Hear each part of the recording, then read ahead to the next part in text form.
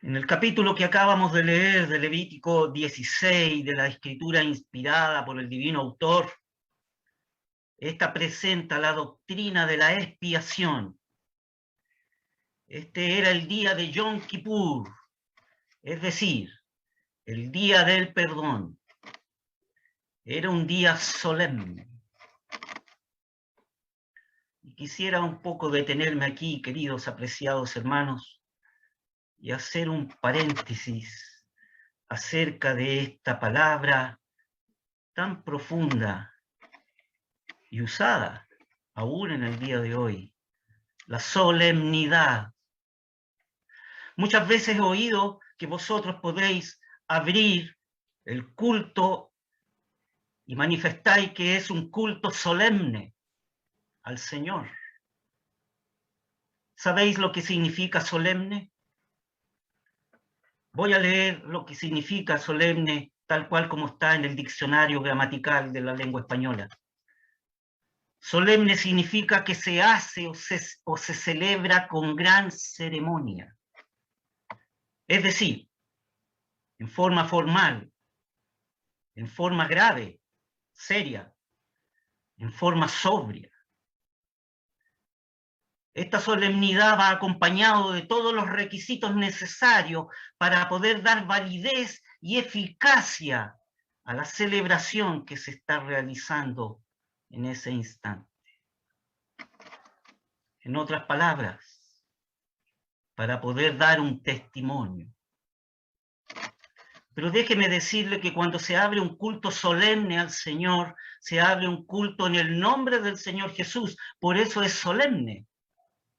Y la solemnidad de aquellos que han de abrir de la reunión no solo ha de ser una solemnidad interna hacia el Señor, sino también un reflejo externo de la formalidad, la seriedad y la sobriedad de un culto que se ha de abrir en el nombre del Señor Jesús, para que ese culto tenga el requisito necesario para poder dar validez y eficacia al testimonio de esa reunión en ese día solemne. Hermanos míos, nos falta solemnidad en estos cultos hacia el Señor. No solo basta la apreciación de lo que hay en la actitud del corazón interno. También hay que representar o reflejar la solemnidad y la formalidad en nuestra vestimenta al hacer un culto solemne en el nombre del Señor Jesús hacia aquellos que nos escuchan, porque es un testimonio el cual va a generar, al predicar y al meditar la palabra del Señor, una validez y una eficacia de la verdad que estamos expresando en la Escritura. Para Israel este era el día de Yom Kippur, era un día de solemnidad. Y en ese día Israel debía afligir las almas y humillarse. Era el día de la expiación. Fíjese que la palabra expiar, en el texto hebraico masorético con que fue escrito el Antiguo Testamento, está aquella palabra kafar, que significa cubrir, tapar. Así se traduce la palabra espiar en el Antiguo Testamento. También hay otra partícula, otra palabra hebraica que es nazar, que significa quitar, pero se refiere a quitar un peso de encima de algo. Eso significa literalmente espiar. En este día de la expiación que consideraremos en esta noche, esta ceremonia permitía establecer y mantener las relaciones de Yahvé, el Dios vivo y verdadero, con la congregación de Israel, donde eran expiados los pecados, las faltas y las debilidades del pueblo. Con ello Yahvé, el Dios vivo y verdadero, podía habitar entre ellos o en medio de ellos. La sangre derramada en este solemne día, y en virtud de esa sangre derramada, un Dios santo podía ser morada en medio del pueblo a pesar de todas sus impurezas. Este día solemne de Israel era el 10º día del 7º mes y era un día único en Israel. Fíjese que los sacrificios de ese día eran el fundamento del Dios de toda gracia, de toda misericordia y de toda longanimidad. Además podemos ver que el camino hacia el lugar santísimo, tal como se ve en la figura, no había sido aún manifestado. Dios estaba oculto detrás de un velo, en un habitáculo llamado el lugar santísimo, pero el hombre estaba fuera y debía mantenerse a distancia. Por lo tanto, este camino no estaba abierto para que el hombre pudiera acercarse en todo tiempo a la presencia divina. Fíjese que dentro de toda la serie de ceremonias mosaicas que tenía Israel en sus fiestas, no había ningún medio que permitiera al hombre morar allí donde estaba la gloria de Dios, donde estaba el Shekinah, expresión hebraica para manifestar la gloria que brillaba constantemente en el lugar santísimo. Dios estaba encerrado, velo adentro, lejos del hombre, y el hombre estaba fuera, lejos de Dios. ¿Por qué? Pudiéramos preguntarnos. La respuesta la tenemos en la Escritura, propiamente tal. Fíjese lo que dice Hebreos 10 del texto 1 al 4. Porque la ley, teniendo la sombra de los bienes venideros, no la imagen misma de las cosas, nunca puede, por los mismos sacrificios que ofrecen continuamente cada año, hacer perfecto a los que se allegan. De otra manera, si fueran perfectos, cesarían de ofrecerse, porque los que tributan este culto solemne, limpios de una vez, no tendrían más conciencia de pecado. Empero estos sacrificios que hace Israel cada año se hacen en conmemoración de los pecados, porque la sangre de los toros y de los machos cabríos no pueden quitar, no pueden quitar los pecados del hombre. Por lo tanto, la conclusión es clara. Ni el sacerdocio levítico, ni los sacrificios levíticos podían conducir a la perfección. Un hombre imperfecto no podía ser un sacerdote perfecto. Y un sacrificio imperfecto no podía hacer perfecta ninguna conciencia.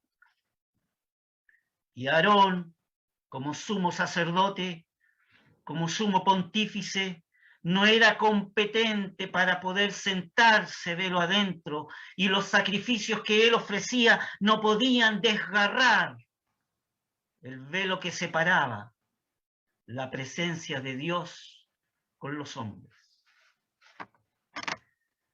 Fíjese que el día de expiación era uno de los días más importantes del calendario hebreo. Se celebraba, como hemos dicho, en el mes séptimo, en el día 10º de Israel.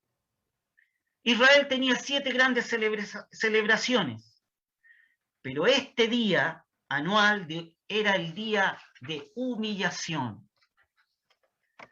Otras celebraciones estaban rodeadas de un ambiente festivo. Acuérdese de aquella fiesta de las cabañas, la fiesta de la Pascua, y otra serie de fiestas eran de ambiente festivo. Pero este día de Yom Kippur era el día de ayuno, donde Israel debía afligir sus almas. Este era el día del perdón. Y lo que hemos leído en el texto principal de Levítico 16 establece todo el ceremonial de este día tan especial. Encontramos también como referencia lo voy a leer, a este día especial, también en otra parte de la Escritura. Fíjese lo que dice Éxodo 30, el texto 10. Éxodo 30, el texto 10, y dice: y sobre sus cuernos hará Aarón expiación una vez en el año con la sangre de la expiación para las reconciliaciones. Una vez en el año hará expiación sobre él en vuestras edades, y será muy santo a Jehová. Esto se refiere, ¿no es cierto?, al derramamiento de la sangre que tenía que ser Aarón allí en el altar de bronce que estaba a la puerta del tabernáculo. La sangre derramada del sacrificio de este día de Yom Kippur tenía que ponerlo también, ¿no es cierto?, en los cuernos de este altar. Hay otra referencia, fíjese, en Levítico 23. Levítico 23. Consideremos esta referencia. Está desde el texto 26 al texto 32. También se refiere al día de expiación o al día de Yom Kippur. La palabra dice así, Levítico 23, texto 26, dice: y habló Jehová a Moisés diciendo: empero a los 10 de este mes séptimo será el día de las expiaciones. Tendréis santa convocación y afligiréis vuestras almas y ofreceréis ofrenda encendida a Jehová.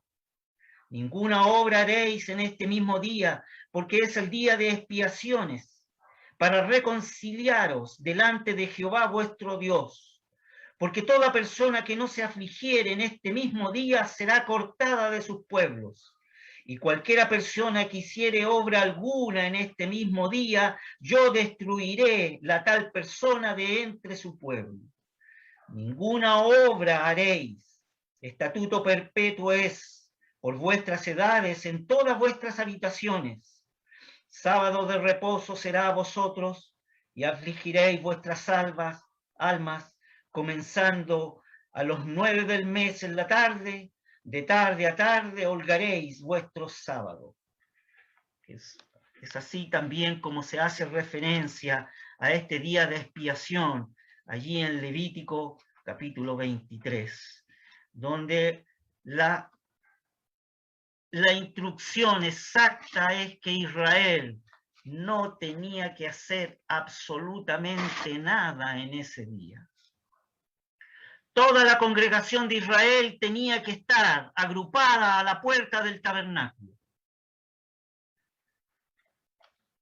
Y el sumo pontífice, el sumo sacerdote, una vez al año, en el 10º día del 7º mes, iba a entrar velo adentro a la presencia misma de la gloria de Dios.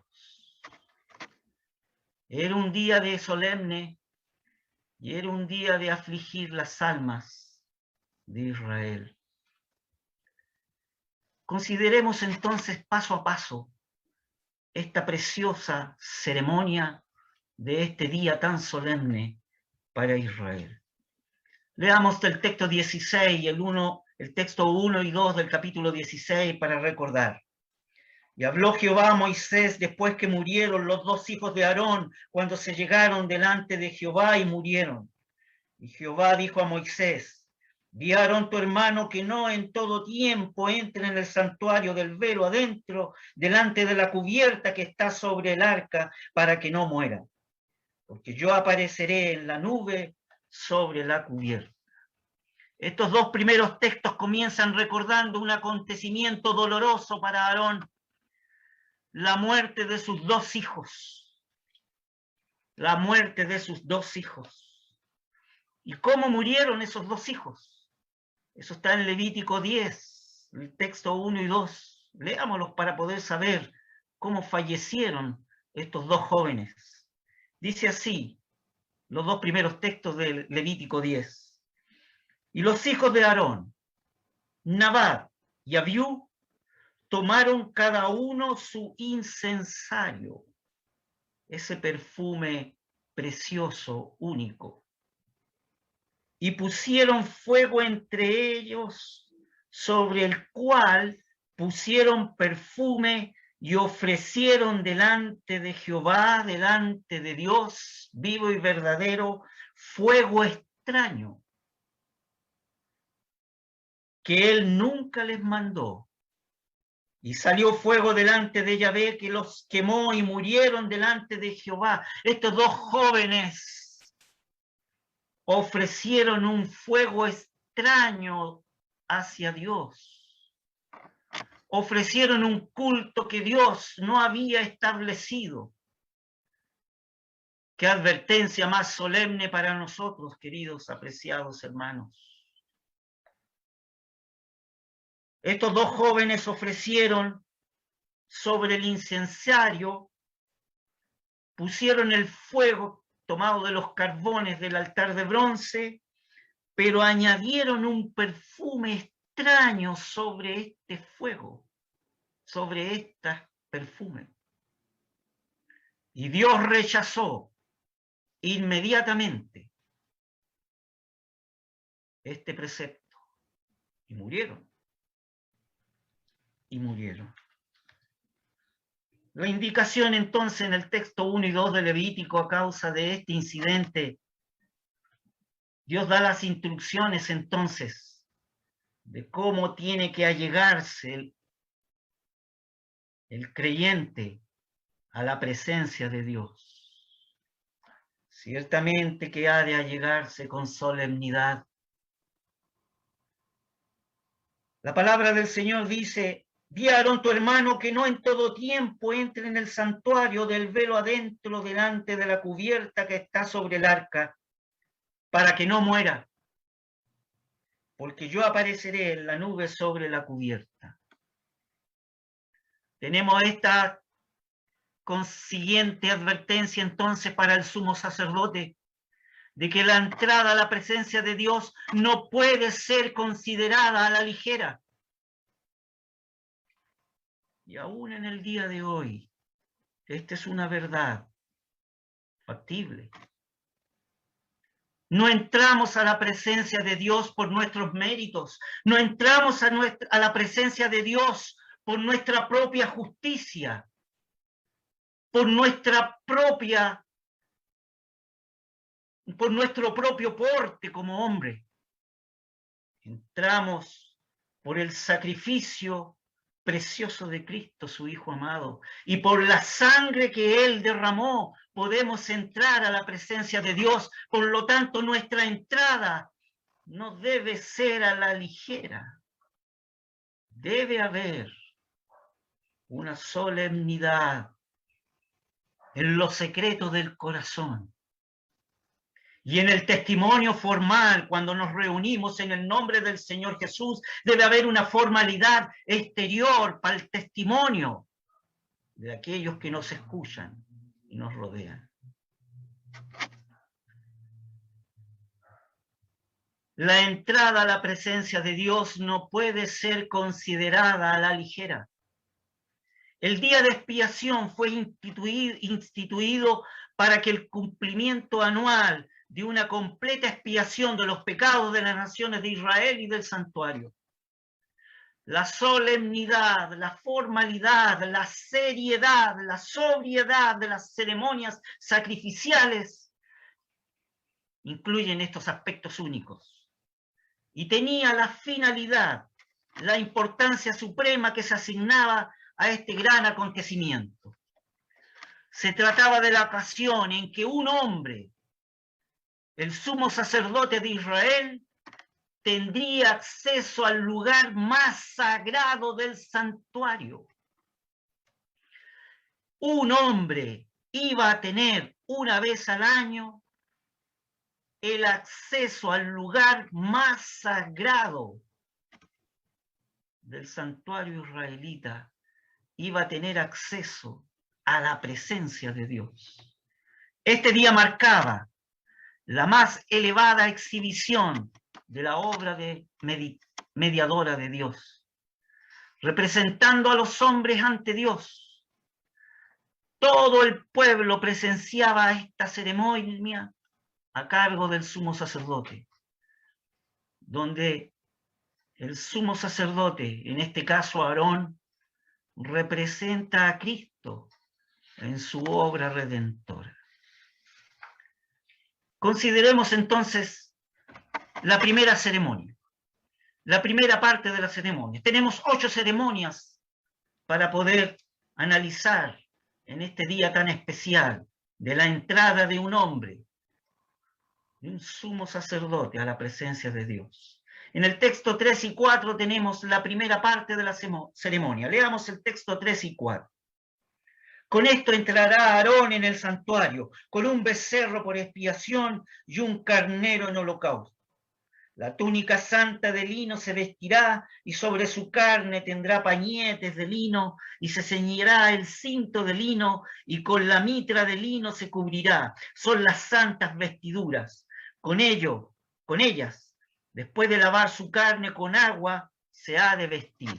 Aquí tenemos de nuevo 2 grandes aspectos de la obra expiatoria de Cristo, el cual con su obra está poniendo a salvo y manteniendo la gloria divina y respondiendo perfectamente a las mayores necesidades del hombre. No se menciona aquí ninguna ofrenda de presente, ni se menciona ningún sacrificio de paz. Por lo tanto, lo que se prefigura aquí no se refiere a la vida perfecta del Señor. El hecho de que Aarón se vistiera de lino y se lavara con agua no representa la vida perfecta del Señor, ni representa la comunión del alma del Señor Jesús con Dios su Padre, como consecuencia de su obra cumplida en la cruz. Sino que aquí el único objeto, el único propósito es expiar, es decir, cubrir, quitar, tapar la culpa. Primero lo hacía satisfaciendo todos los derechos de Dios, es decir, los derechos de su naturaleza, los derechos de su carácter, los derechos de su santidad, de su trono, de su ser. Y en segundo aspecto, expiando perfectamente la culpabilidad del hombre y respondiendo a todas sus necesidades. Tal era la obra de expiación del Señor, hecha en la cruz, donde Él en esa cruz de ignominia se presenta en forma personal y característicamente puro, sin tacha, es decir, sin ningún reproche. Es significativo que la Escritura dice, con esto entrará Aarón en el santuario, con un becerro para expiación y un carnero para el holocausto. Con el becerro de expiación, con la expiación respondía a la gloria de Dios bajo todos sus aspectos, respondiendo perfectamente a la condición perversa y miserable que es el hombre. Y con el carnero para el holocausto, donde ese carnero perfecto manifiesta la obediencia, la sumisión y la entrega de aquel que representa, que es Cristo, como una ofrenda grata, agradable a Dios. Pero además, Aarón debía lavarse con agua y vestirse de lino fino. El sumo sacerdote Aarón, el cual tenía vestiduras que reflejaban y hablaban de otro, aquellas vestiduras que representan la justificación de otro para él está revestido de otro y hablan de otro. Primeramente se quitaba estas vestiduras de honra y hermosura, se lavaba con agua y se vestía de un lino blanco. Estas vestiduras de lino blanco sin adornos prefiguran a Cristo en su santidad y en su humildad. El sumo sacerdote iba a realizar un trabajo en beneficio de toda la nación. Y Jesús ocupó el lugar del pecador en la cruz. Fíjese que el acto de lavarse y vestirse prefiguran la justicia de Cristo y prefiguran su santidad personal. Jesucristo, Él es santo como víctima y como sacerdote. Como víctima inocente, Jesús es santo porque tiene la capacidad para morir por otros sin que la muerte tuviera un reclamo sobre él. Y Jesucristo, como sacerdote, es santo porque la Escritura destaca su dignidad y su honra como un sumo pontífice. Tal como dice la Escritura en Hebreos 7:26, tal sumo sacerdote nos convenía, santo, inocente, sin mancha, apartado de los pecadores y hecho más sublime que los cielos. Déjeme decirle, estimado hermano o hermana, que esta palabra que nos convenía no es utilizada desde el punto de vista mercantil, sino que es utilizada aquí desde el punto de vista espiritual, de la necesidad espiritual que tiene el hombre. Tal sumo sacerdote nos convenía, nos representaría en nuestro favor, hacia nuestra conveniencia, porque este sacerdote sería santo, inocente, sin mancha, apartado de los pecadores y hecho más sublime que los cielos. Jesús no tenía la necesidad de hacer algo para llevar nada, para ser en sí mismo puro y sin tacha. Es decir, Jesús no tenía la necesidad de lavarse con agua, ni de vestirse de lino fino. Él era y es en esencia y en práctica el santo de Dios. Por lo tanto, lo que Aarón hacía, lo que llevaba el baño y la investidura de su hábito de lino fino, no son más que débiles sombras de lo que Cristo en esencia es: santo, puro, sin mancha. Además, hay un aspecto importante en este cambio de vestimenta, y se hace referencia a un cambio de papeles o un cambio de ambientes.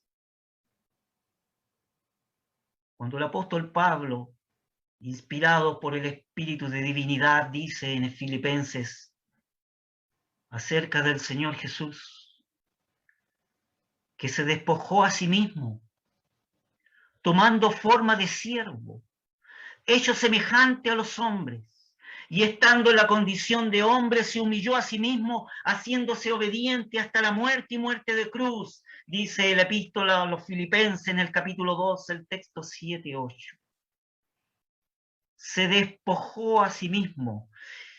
Y el hecho de que Aarón, el sumo sacerdote, se despojara de las vestiduras de honra y hermosura, reflejan este texto inspirado y revelan de que Cristo se despojó de sí mismo y fue hecho semejante a nosotros, a los hombres. Y estando en esta condición, se vistió de humildad y de sencillez. Y en esa condición de humildad, de sencillez, en forma de hombre, con su deidad, con esa unión hipostática, como dicen los teólogos, perfectamente hombre y perfectamente Dios, fue obediente hasta la muerte y muerte de cruz. Por lo tanto, este despojo de las vestiduras de Aarón reflejan ese despojo del Señor Jesús de sí mismo, bajando de las glorias magníficas, tomando la forma de un siervo y hecho semejante a los hombres, se humilló y se revistió de humildad y de santidad, tal como se viste en este día del perdón para hacer la expiación Aarón, que se lavaba con agua y se vestía de lino blanco, reflejando la pureza y la santidad de este despojo de Cristo al venir desde las glorias magníficas a nuestro mundo, a nuestra tierra. Aún en su estado de humillación no podía prescindir de su deidad, del Señor Jesús, donde la naturaleza divina no puede sufrir humillación, por lo tanto es como hombre donde se humilla a sí mismo. Veamos la segunda parte de la ceremonia. Esta la encontramos en el texto 5, que dice así: y de la congregación de los hijos de Israel, Aarón tomará 2 machos cabrío para expiación y un carnero para el holocausto. Traía animales por él mismo y por su casa, tal como dice en el texto 3. Con esto entrará Aarón en el santuario con un becerro para expiación, y este becerro lo traía como ofrenda por el pecado por sí mismo y por su casa. Aquí Aarón está manifestando aquella figura de lo que es la iglesia, pero aquí la iglesia no tomada como un cuerpo, sino como el apóstol Pedro la establece en Primera de Pedro, el capítulo 2, el texto 5, cuando dice: vosotros también como piedras vivas ser edificados una casa espiritual y un sacerdocio santo para ofrecer sacrificios espirituales agradables a Dios. Y como dice Hebreos capítulo 3, referente al Señor Jesús, el cual el texto claramente expresa lo siguiente. Hebreos 3, el texto 6: mas Cristo como hijo sobre su casa, la cual casa somos nosotros, como siervo para testificar lo que se había de decir. Mas Cristo como hijo sobre su casa, la cual casa somos nosotros, si hasta el cabo retuviéremos firme la confianza y la gloria de la esperanza, dice Hebreos 3:6. Es así entonces como Aarón primero tomaba el becerro por los pecados de sí mismo y por su casa, y luego tomaba 2 machos cabríos por el pueblo. Es que no hay otra manera para acercarse a Dios sino mediante un sacrificio. Y esto nos habla claramente de que el problema del pecado debe estar resuelto. Y este pecado afecta a la conciencia individual del hombre. Dios no puede pasar por alto el pecado del hombre. Y lo que Aarón hacía, lo que llevaba, el baño y la investidura de su hábito, no son más que débiles sombras, como habíamos dicho, de su esencia, que Él es santo. Es así entonces como se acercaba en esta condición de humildad y reflejar esta santidad con un becerro primero por sí mismo y por su casa, y con 2 machos cabríos a causa del pueblo. La tercera parte de la ceremonia está en el texto 6, que dice así: y hará llegar Aarón el becerro de la expiación que es suyo, y hará reconciliación por sí y por su casa. El sumo sacerdote, para poder quedar limpio, ofrecía un sacrificio primero por sus propios pecados, como hemos dicho. Tomaba el becerro para la expiación, para poder expiar su culpa, para poder quitar, cubrir, tapar su culpa primeramente. Y en esta tercera ceremonia ponía las manos sobre la cabeza del becerro y confesaba su mal. Y confesaba el mal de su casa. Tomaba el cuchillo y degollaba el becerro. Solo así podía representar a aquel que un día había de venir para tomar sobre sí la carga de los pecados de todos. Solo así podía Aarón, el sumo pontífice, poder representar al pueblo, velo adentro. Tenía que ofrecerse primero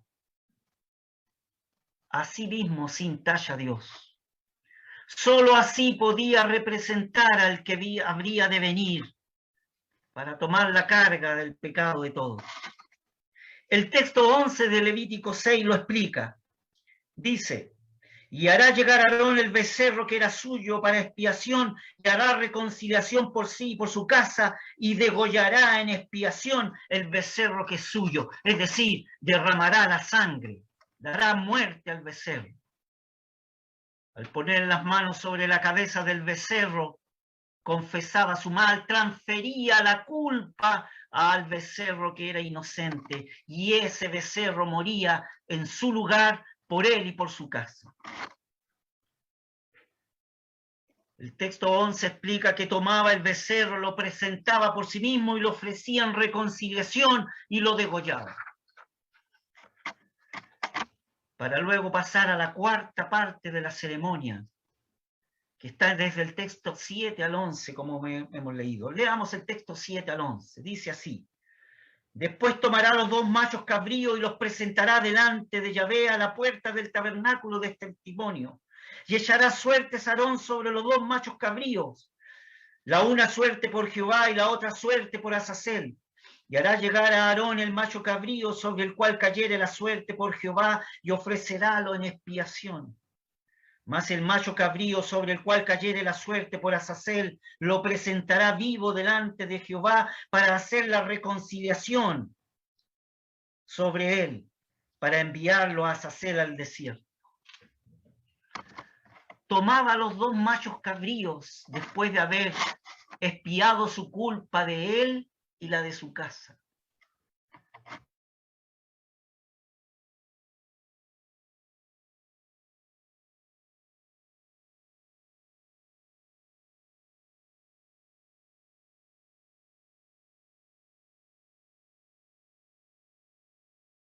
Pero antes de tomar estos 2 machos, lo que elegía lo tomaba como ofrenda para expiación, y el segundo que lo elegía lo dejaba vivo. Pero podríamos preguntarnos, ¿por qué se elegían 2 machos cabríos? Voy a dar algunas sugerencias de por qué se elegían 2 machos cabríos. Primero, el macho cabrío se supone que tiene un olor desagradable. Y esto representa como símbolo lo ofensivo que es el pecado delante de Dios. Ahí hay una idea de por qué se elegían machos cabríos. Segundo, una segunda idea, ¿por qué se elegían los machos cabríos? Fíjese que eran animales irascibles, es decir, eran indomables. Ilustran de esta manera la fuerza que tiene el pecado en el hombre. No obedece a Dios, ni se sujeta a Dios ni a su palabra. Estos machos cabríos eran irascibles, eran indomables, como el hombre natural es irascible, es indomable, rebelde. Y déjeme decir un paréntesis, hermanos. Es muy triste, pesa en el corazón cuando uno ve y observa a un hijo de Dios rebelde, irascible, un hijo de Dios indomable.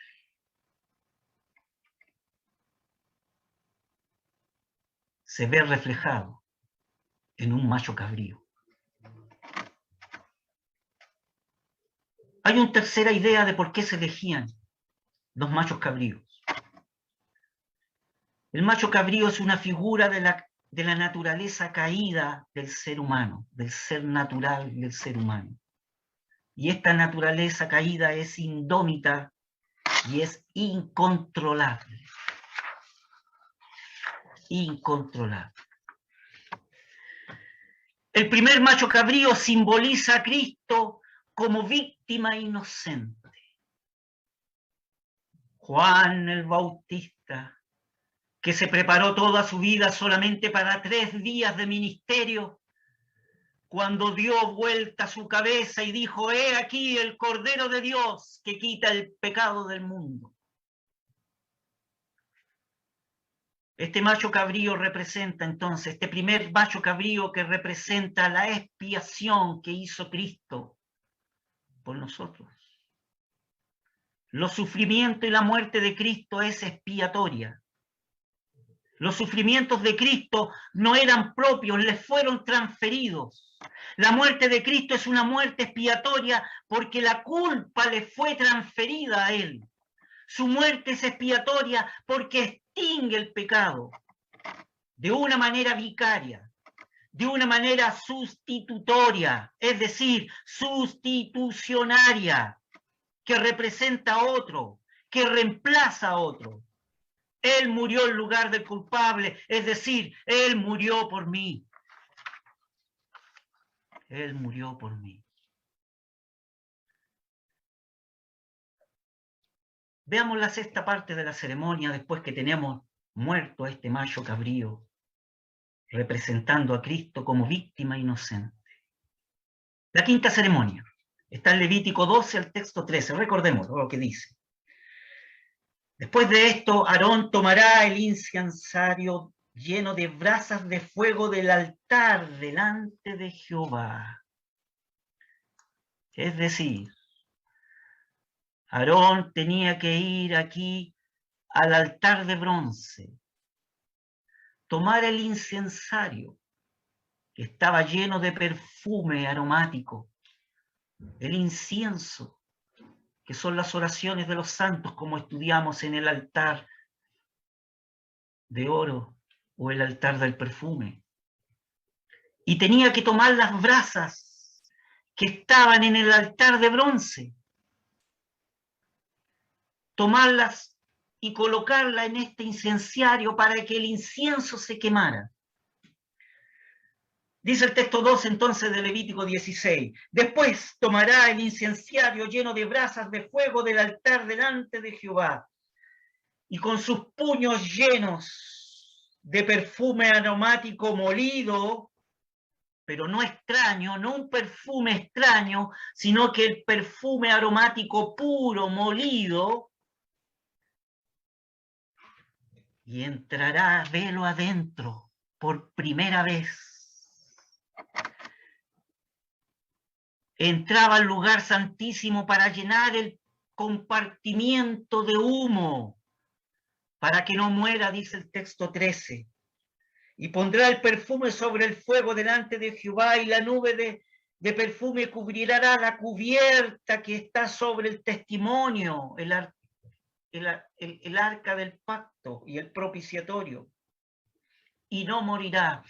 Todo el habitáculo del lugar santísimo se llenaba de humo. Esa era la primera entrada que hacía en este día. ¿Con qué sentimiento de indignidad entraba a la presencia de Dios? Qué solemne, hermanos.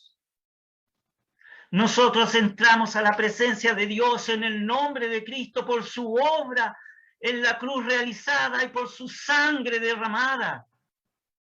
Y a veces entramos tan ligeramente.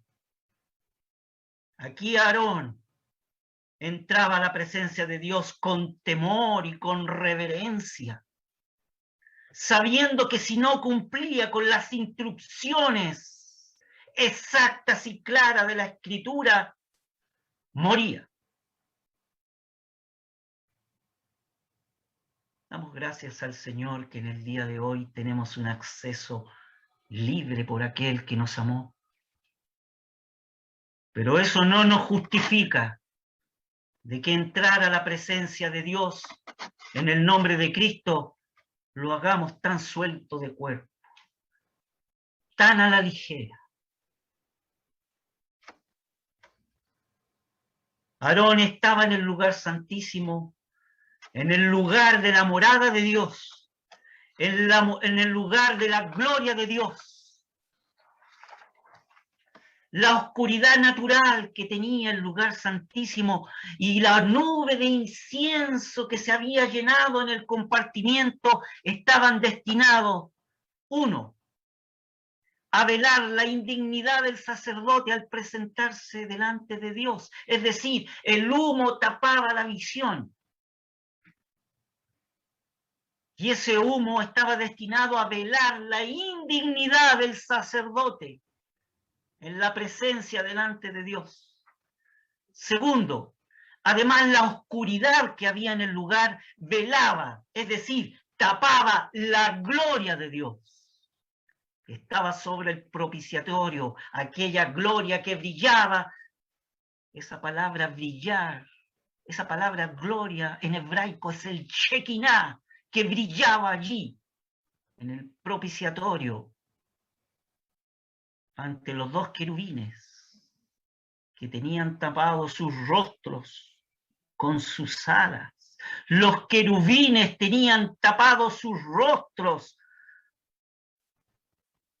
delante de la santidad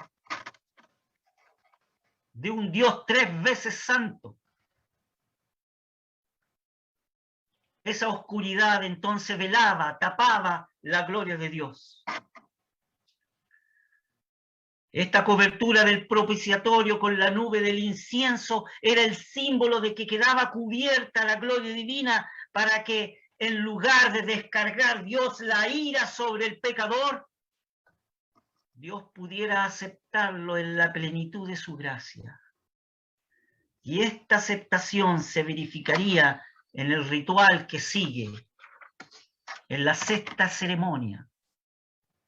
Levítico 16, leámoslos en el texto 14, la sexta ceremonia de este día. Y limpiará el santuario de las inmundicias de los hijos de Israel y de sus rebeliones y de todos sus pecados. De la misma manera hará también al tabernáculo del testimonio, el cual reside entre ellos en medio de sus inmundicias.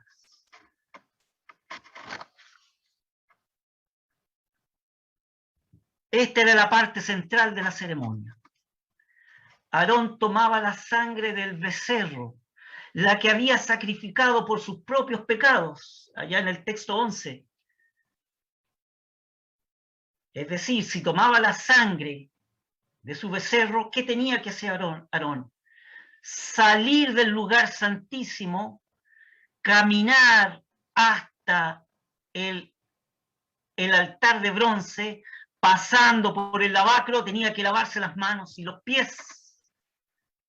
Llegaba al altar de bronce y tomaba la sangre que allí tenía, del primer becerro derramada, y entraba por segunda vez al lugar santísimo, es decir, volvía ahora a caminar de vuelta desde el altar de bronce, pasaba por el lavacro donde volvía a lavarse las manos y los pies, entraba al lugar santo y volvía a descorrer el velo del lugar santísimo por segunda vez.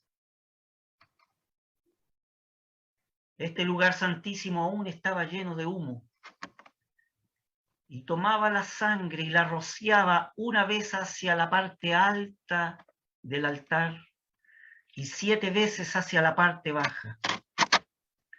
Esto habla de la eficacia que tiene la sangre en la presencia de Dios. Déjeme decirle cómo dice el Nuevo Testamento acerca de la eficacia de la sangre de Cristo que tiene delante de Dios. Mire lo que dice Efesios 1:7, en el cual tenemos redención, es decir, salvación por su sangre, por la sangre de Cristo. La remisión, es decir, el perdón de los pecados, la remisión de pecados, el perdón de los pecados por las riquezas de su gracia. Todo acercamiento a Dios tiene que tener un fundamento, como fundamento un sacrificio, y la base del perdón es la sangre derramada de una víctima inocente. En el texto 15 encontramos la séptima ceremonia. Leámosla. Dice así: después degollará en expiación el macho cabrío que era por el pueblo, y meterá la sangre de él velo adentro, y hará de su sangre como hizo de la sangre del becerro, y esparcirá la cubierta y delante de la cubierta. Entonces Aarón volvía a salir al atrio, cruzaba el lugar santo, volvía a salir al patio, pasaba por el lavacro donde se lavaba las manos y los pies, y volvía al altar de bronce, ahora donde tenía la sangre en un pocillo derramada, pero la del primer macho cabrío. Y volvía a recorrer el camino para llegar al lugar santísimo, donde entraba por tercera vez, con temor y reverencia, y con sangre. Y esta sangre la esparcía sobre el propiciatorio y delante del propiciatorio. Y aquí tenemos unos puntos importantes que decir acerca de este acercamiento de Dios por sangre. Como primer punto tenemos que decir que todo acercamiento a Dios tiene que tener como fundamento un sacrificio. Dios desea que el hombre le conozca, pero el sacrificio no puede faltar. El sacrificio era necesario porque el pecado es una realidad y porque la santidad de Dios también es una realidad. Dios desea perdonar al hombre, pero no puede pasar por alto el pecado. La justicia de Dios tiene que ser satisfecha. Como segundo punto, la base del perdón es la sangre derramada de una víctima inocente. Y aquí parece en vigencia un gran principio bíblico que encontramos en Hebreos 9:22. Sin derramamiento de sangre no hay perdón o no hay remisión de pecados.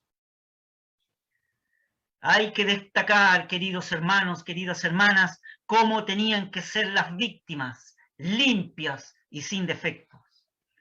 La noción de la entrega de una víctima inocente era el elemento básico en casi todos los sacrificios del Antiguo Testamento. Y aquí el perdón se concede sobre la base de la sangre derramada, porque ella es la que da testimonio que ha sido entregada una vida en lugar del culpable.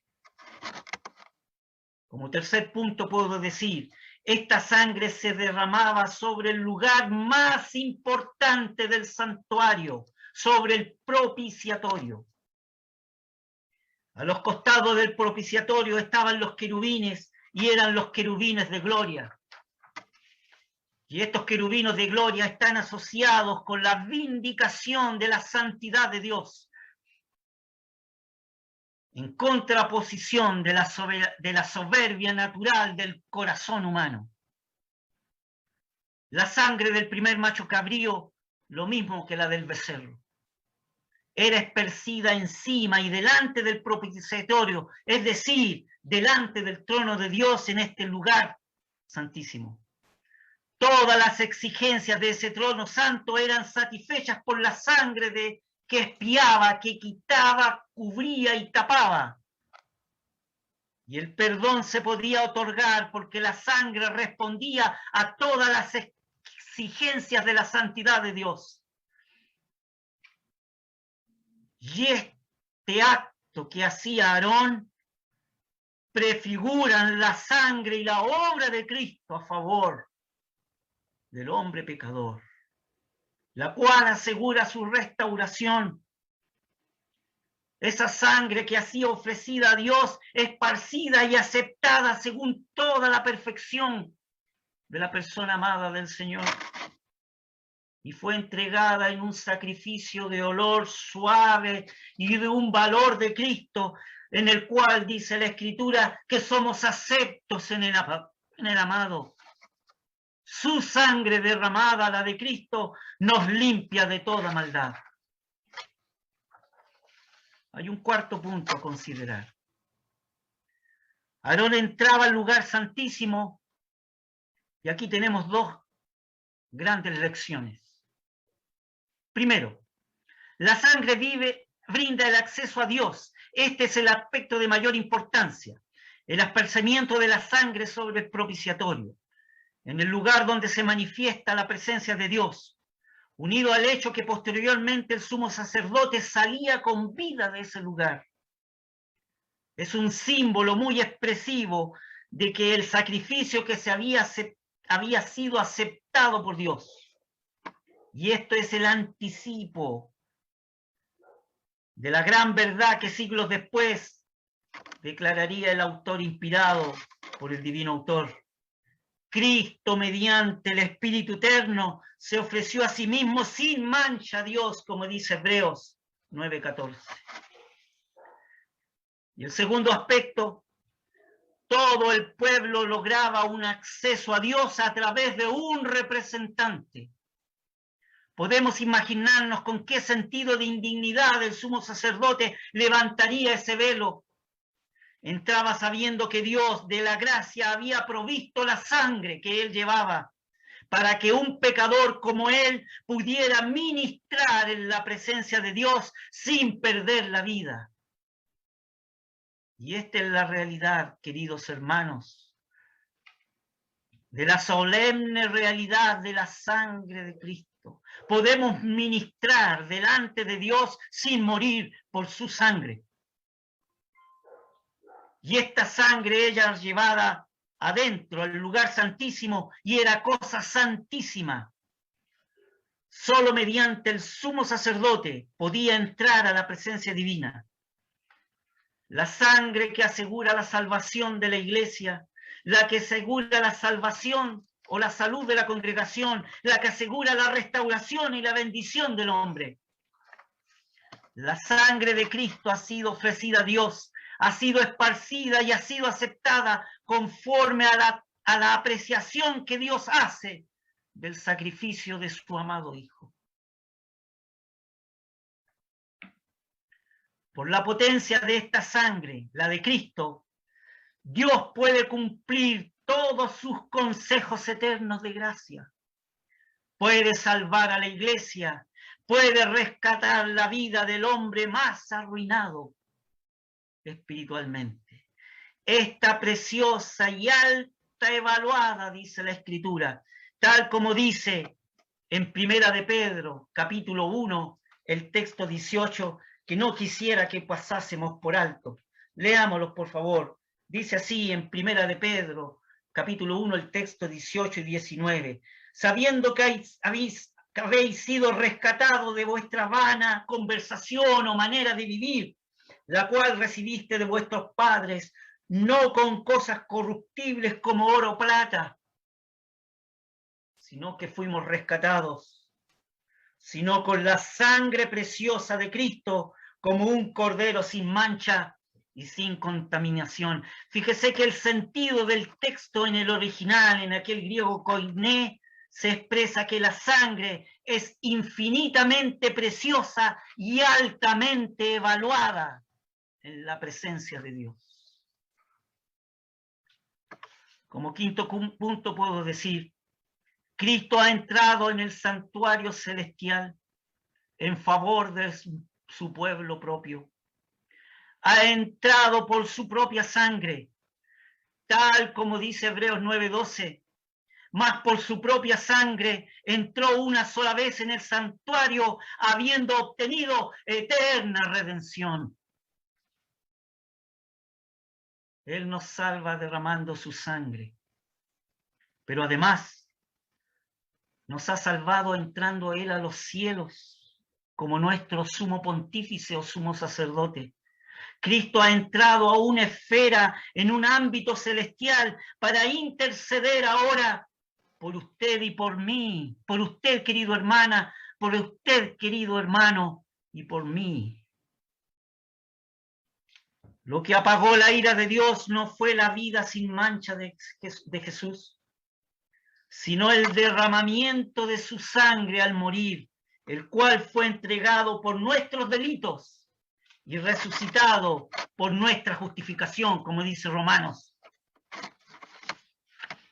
4:25. Veamos la última parte de la ceremonia, queridos y apreciados hermanos.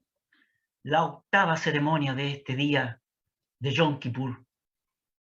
La encontramos en el texto 20 al 22 de Levítico 16.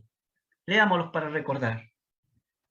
Y cuando hubiere acabado de expiar el santuario y el tabernáculo del testimonio y el altar, hará llegar, Aarón por supuesto, el macho cabrío vivo.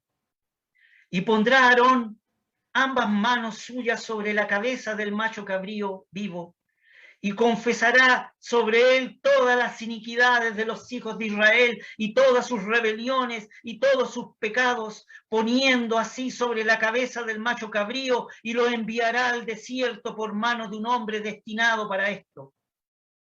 Y aquel macho cabrío llevará sobre sí todas las iniquidades de ellos a tierra inhabitada, y dejará ir el macho cabrío por el desierto. Luego Aarón, en esta octava ceremonia, la última parte de este día, hacía traer el macho cabrío vivo, aquel que había caído por la suerte de Azazel, dice. Primero ponía las manos sobre la cabeza y confesaba los pecados del pueblo, todas las iniquidades, todas las desobediencias, todas las debilidades, todos los incumplimientos, toda la rebeldía y la rebelión, y los transfería esta culpa a este macho cabrío que quedaba vivo. Luego tomaba este animal y lo mandaba con un hombre que era designada para esta labor. Era llevado a un lugar desierto llamado Azazel, a un lugar desolado, a un páramo. Este segundo macho cabrío expresa el aspecto esencial de este día de expiación. La culpa le era transferida a otro, otro lleva la culpa. Y el resultado de la expiación consiste en que este macho cabrío iba a un lugar inhabitado, lejos de la presencia de Dios.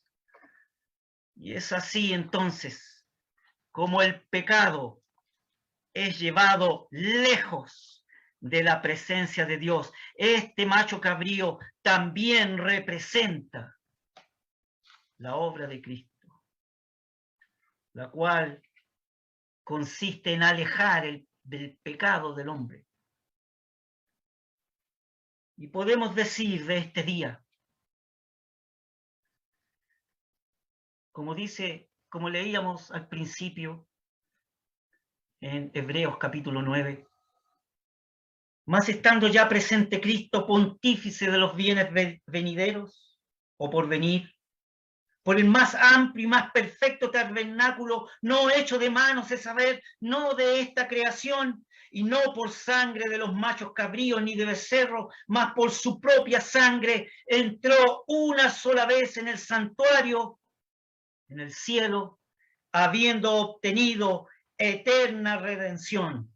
Y explica el texto, porque si la sangre de los toros y de los machos cabríos y de la ceniza de la becerra rociada a los inmundos santifica para la purificación de la carne, así como se hacía en este día de Yom Kippur Israel, cuánto más la sangre de Cristo, el cual por el Espíritu Eterno se ofreció a sí mismo sin mancha a Dios, limpiará vuestras o nuestras conciencias de las obras de muerte, para que sirváis o para que sirvamos al Dios vivo y verdadero. Con cuánta razón cuando el Señor Jesús murió en la cruz, exclamó, consumado es. Él hizo la obra perfecta de expiación que está representada en este día, en Levítico 16, el día de Yom Kippur, el día del perdón. Y aquel velo del templo, dice Marcos 15, en el texto 37, 38, se rajó de arriba abajo, manifestando de que esta obra de Cristo, habiendo hecho eterna redención, queda abierto ahora el lugar hacia la presencia de Dios para que todo aquel que en él creyese no se pierda, sino tenga vida eterna, dice la Escritura, para que todo aquel que es justificado en la obra de Cristo sea salvo y pueda entrar a la presencia misma de Dios en el nombre de Cristo, en virtud de su sangre derramada. Con cuánto temor y reverencia, entonces, hemos de realizar este acto cada vez que entramos a la presencia de Dios, cada vez que oramos y entramos espiritualmente por medio de fe, nombrando su nombre, santo y único. Queridos hermanos, queridas hermanas, las palabras humanas son insuficientes.